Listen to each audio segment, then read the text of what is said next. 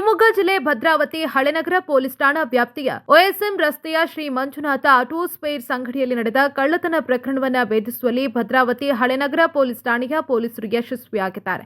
ಪ್ರಕರಣಕ್ಕೆ ಸಂಬಂಧಪಟ್ಟಂತೆ ಇಬ್ಬರು ಆರೋಪಿಗಳನ್ನು ಪೊಲೀಸರು ಬಂಧಿಸಿದ್ದಾರೆ. ಭದ್ರಾವತಿಯ ಯಕಿನ್ಸಾ ಕಾಲೋನಿ ನಿವಾಸಿಗಳಾದ 19 ವರ್ಷದ ಸೈಯದ್ ಹಸೇನ್ ಅಲಿಯಾಸ್ ಜಂಗ್ಲಿ, 21 ವರ್ಷದ ಸೈಯದ್ ಇರ್ಫಾನ್ ಅಲಿಯಾಸ್ ಕಾಲು ಬಂಧಿತ ಆರೋಪಿಗಳು. ಬಂಧಿತರಿಂದ ಕಳ್ಳತನ ಮಾಡಿದ 40,000 ರೂಪಾಯಿ ನಗದನ್ನ ಪೊಲೀಸರು ವಶಪಡಿಸಿಕೊಂಡಿದ್ದಾರೆ.